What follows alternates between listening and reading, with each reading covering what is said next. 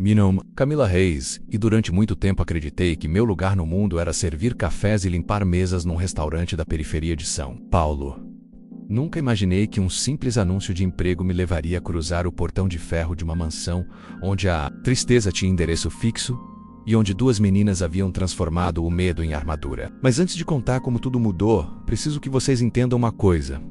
Às vezes as pessoas não são difíceis.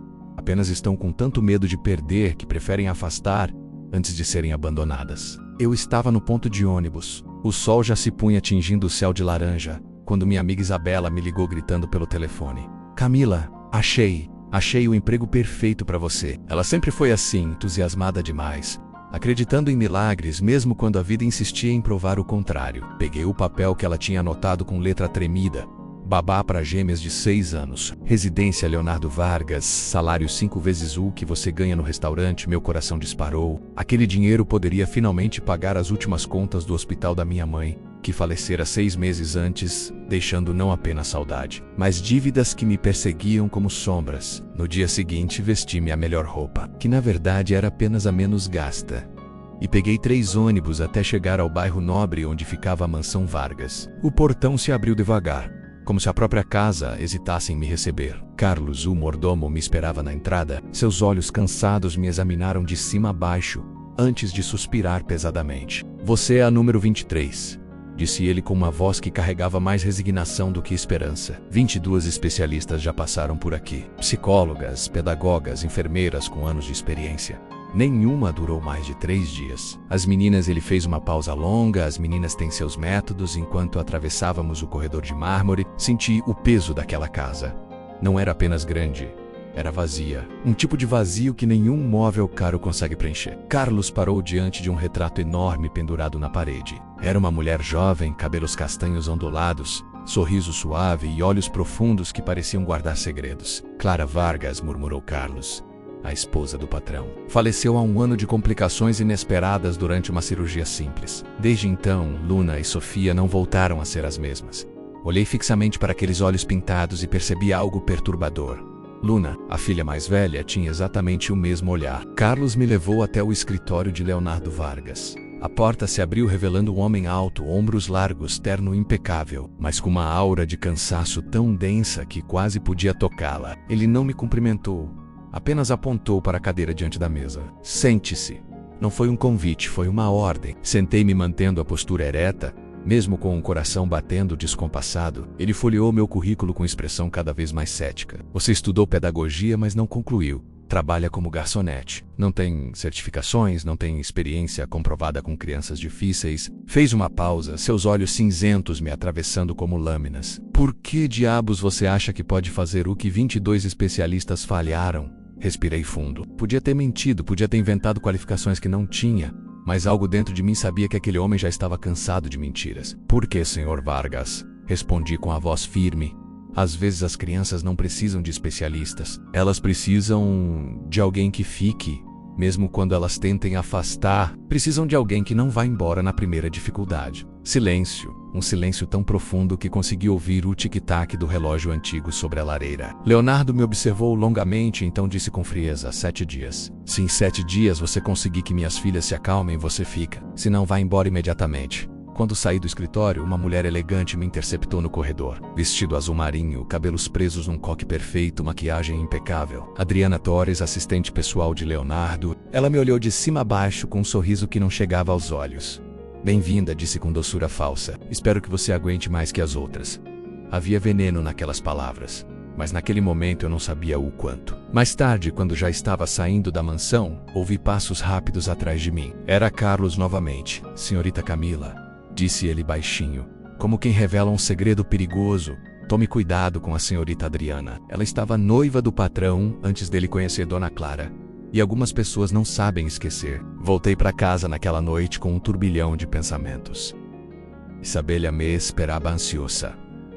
E então, como foi? Contei tudo enquanto preparávamos um café fraco, o único que podíamos pagar. Ela ficou em silêncio por um momento e então disse algo que me arrepiou. Camila, você tem certeza? Essa casa parece assombrada por fantasmas que ainda não morreram. Sorry, Tristan. Eu sei, Isa. Mas se eu conseguir, o salário vai resolver nossa vida. E, além disso, Peguei o lenço de lavanda da minha mãe guardado na gaveta. Minha mãe sempre dizia que quando alguém tá com medo, o que mais precisa é que alguém fique. Não vou desistir antes de tentar. No dia seguinte cheguei à mansão às 6 da manhã. Carlos me conduziu até o segundo andar. O corredor era longo, silencioso, quase opressivo. Ele parou diante de uma porta branca com detalhes dourados. Esse é o quarto de Luna e Sofia. Boa sorte, senhorita Camila. Você vai precisar. Borina porta o silêncio. Bati novamente, dessa vez mais alto. Luna, Sofia, meu nome é Camila. Vim conhecer vocês. O que aconteceu em seguida me gelou o sangue. Crash, o som de vidro se estilhaçando explodiu do outro lado da porta. Carlos recuou instintivamente, mas eu não. Girei a maçaneta devagar. A porta não estava trancada. O quarto era enorme, cheio de luz natural, mas completamente bagunçado. Brinquedos espalhados, roupas pelo chão, livros jogados, e no meio de tudo isso, cacos de vidro brilhando como pequenas estrelas perigosas. Luna estava de pé no centro do quarto, braços cruzados, olhos negros desafiadores. Sofia se escondia atrás da cortina, apenas os olhinhos assustados aparecendo, abraçada a um ursinho de pelúcia surrado. Quantas já vão? Perguntou Luna com uma frieza assustadora para uma criança de 6 anos. Seu tom era o de alguém que já aprendeu a se defender antes de ser atacada. Sorri com calma, mesmo com o coração apertado. Olá meninas, Sue, a Camila. Vim para ser amiga de vocês. Não precisamos de amigas, respondeu Luna secamente. Precisamos que nos deixem em paz. Olhei para os cacos no chão, depois para os pezinhos descalços de Sofia. Entendo. Então vou começar limpando isso para que vocês fiquem seguras, tudo bem? Peguei a vassoura e a pá que Carlos havia deixado no corredor e comecei a recolher cada pedaço de vidro com cuidado.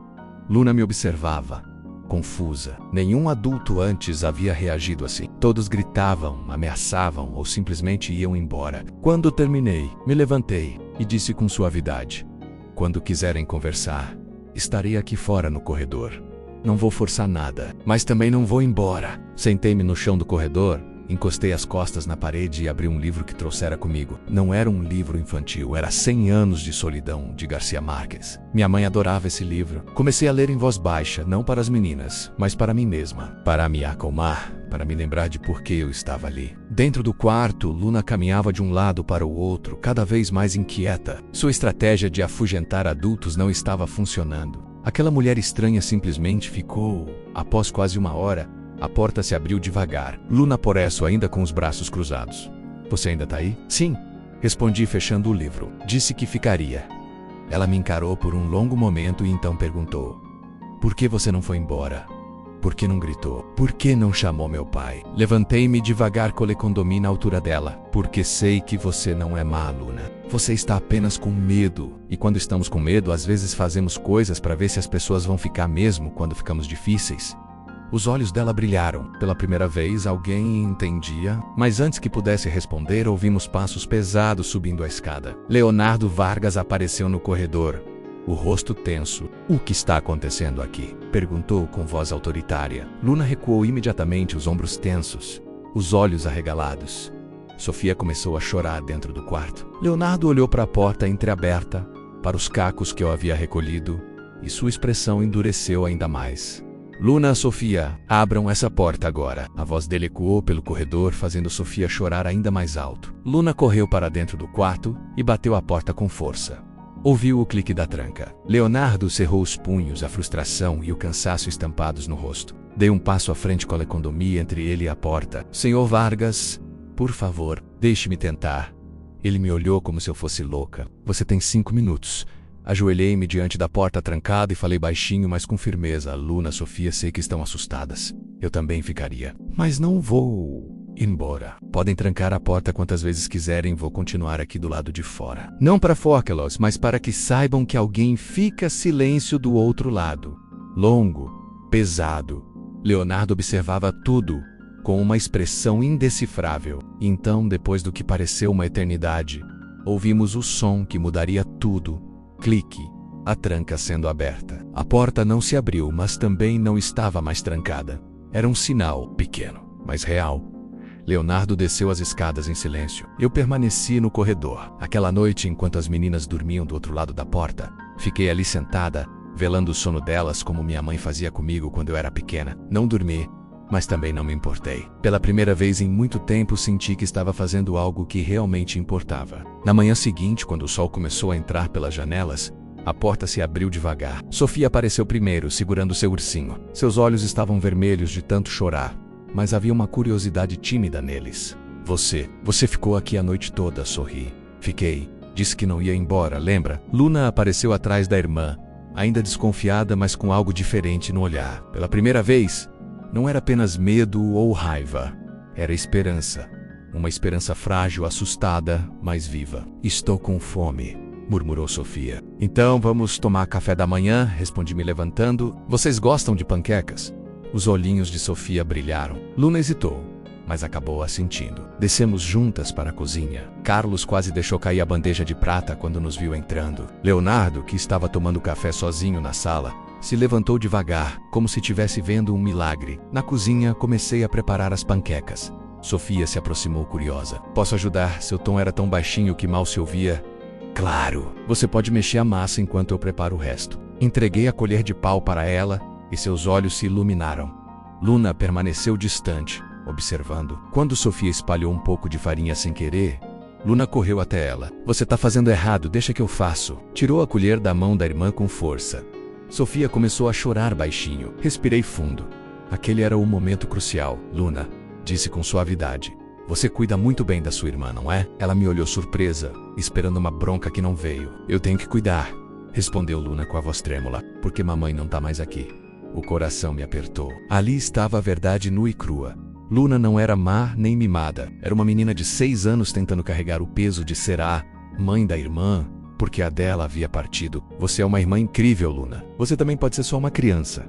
Pode errar, pode brincar, pode sujar a cozinha de farinha. Eu tô aqui para cuidar de vocês duas, tá bom? Pela primeira vez, os olhos de Luna se encheram de lágrimas. Não eram lágrimas de raiva, mas de alívio. Ela se jogou nos meus braços e chorou. Chorou como não chorava há um ano inteiro. Sofia se juntou ao abraço. E ali, no meio daquela cozinha enorme e fria, as três nos tornamos algo que nenhuma delas esperava encontrar novamente. Uma família. Leonardo observava de longe, encostado no batente da porta. Seu rosto estava pálido, os olhos úmidos. Ele viu suas filhas chorando, não de dor, mas do alívio. E naquele momento, algo dentro dele começou a rachar. A armadura que construíra ao redor do coração começou a se despedaçar. Depois do café da manhã, as meninas me levaram para ver o jardim.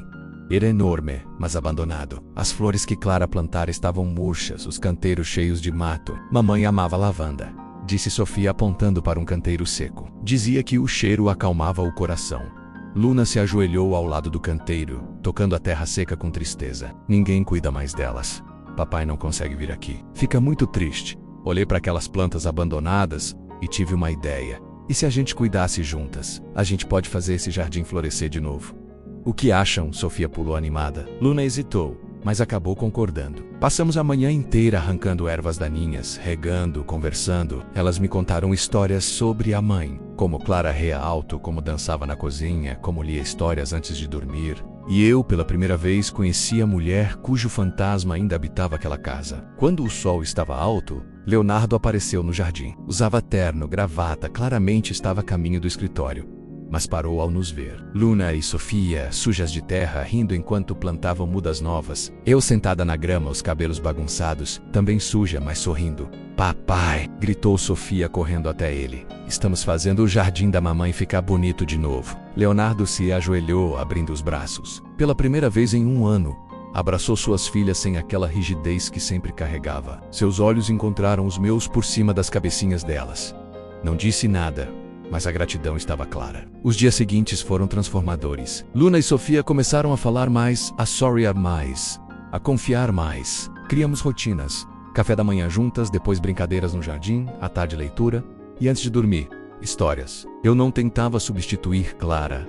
Jamais faria isso. Mas mostrava a elas que era possível amar de novo, confiar de novo, viver de novo. Leonardo também mudou. Começou a chegar mais cedo do trabalho.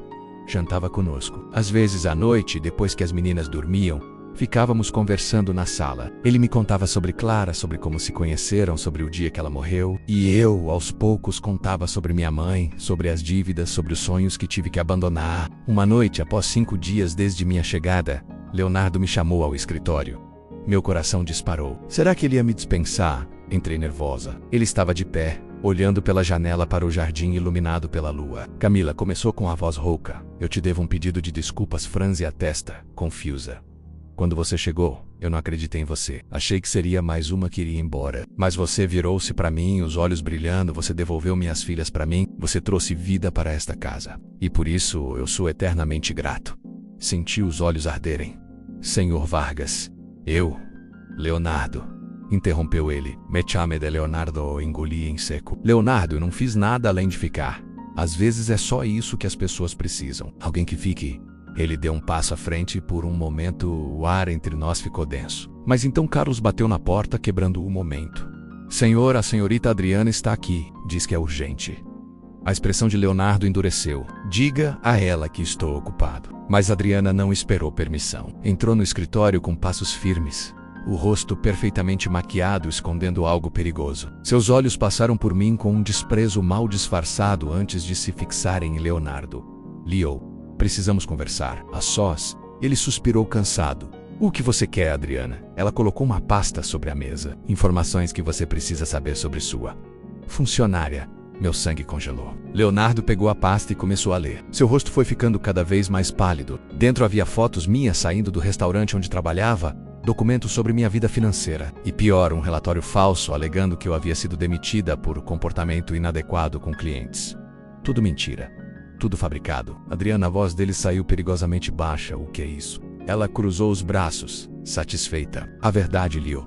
Essa mulher está se aproximando de você e das meninas por interesse. Veja, ela tem dívidas enormes, precisa de dinheiro. E você, viúvo rico, com 2 filhas carentes. É o alvo perfeito. Senti as lágrimas queimarem, mas não de tristeza, de raiva. Isso é mentira. Eu nunca fui demitida. Eu pedi demissão para trabalhar aqui. E minhas dívidas são do hospital da minha mãe. Adriana me ignorou completamente, falando apenas com Leonardo. Leo, você confia demais. Já se esqueceu do que aconteceu com Clara? Você confiou nos médicos e ela morreu. Vai confiar nessa mulher e perder suas filhas também? Foi um golpe baixo, cruel, e funcionou. Vi a dor cruzar o rosto de Leonardo, o medo voltando, a desconfiança ressurgindo. Camila, disse ele sem me olhar nos olhos. Acho melhor você arrumar suas coisas. Meu mundo desmoronou. Leonardo, por favor. Isso é mentira. Eu posso provar. Mas ele levantou a mão me silenciando. Anga decidi. Você vai receber o pagamento completo. Carlos vai te ajudar com as malas. Saí daquele escritório com as pernas tremendo. No corredor encontrei Luna e Sofia escondidas atrás de uma coluna. Elas haviam escutado tudo. Camila, gritou Sofia correndo para mim. Não vá embora, por favor.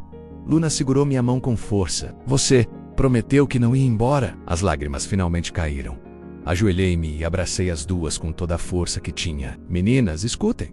Às vezes os adultos cometem erros. Às vezes eles têm tanto medo que fazem escolhas erradas. Mas eu prometo uma coisa. Não importa o que aconteça, vocês sempre estarão no meu coração. Sempre. Sofia chorava desesperada. Luna, que nunca chorava, estava com os olhos vermelhos. Você é igual às outras, disse Luna com a voz quebrada. Você também está indo embora. Aquelas palavras me partiram ao meio. Não, Luna. Eu não estou escolhendo ir, mas vocês precisam saber que o amor não acaba quando alguém vai embora. Sua mãe continua amando vocês, mesmo no céu. E eu vou continuar amando vocês, mesmo longe. Arrumei minhas poucas coisas enquanto as meninas se recusavam a sair do meu quarto. Quando finalmente desci com a mala, Leonardo estava no hall. Nossos olhos se encontraram por um segundo. Vi arrependimento neles, mas também medo. Sem dizer nada, atravessei o portão de ferro pela última vez. O som dele se fechando atrás de mim foi como o som do meu coração se partindo. Voltei para o apartamento pequeno que dividia com Isabela. Ela me abraçou enquanto eu chorava. Chorava não apenas pela injustiça, mas pelas 2 meninas que eu havia aprendido a amar como se fossem minhas. Chorava porque pela primeira vez em muito tempo, eu havia encontrado um propósito, uma família, um lugar onde pertencia. E agora, tudo isso havia sido arrancado de mim. 2 dias se passaram. Eu mal conseguia sair da cama. Isabela tentava me animar, mas era inútil. Até que na 3ª manhã, meu telefone tocou. Era Carlos. Senhorita Camila, sua voz estava desesperada. As meninas desapareceram. Saíram da mansão de madrugada. O senhor Vargas está enlouquecido. Achamos que foram procurar a senhora.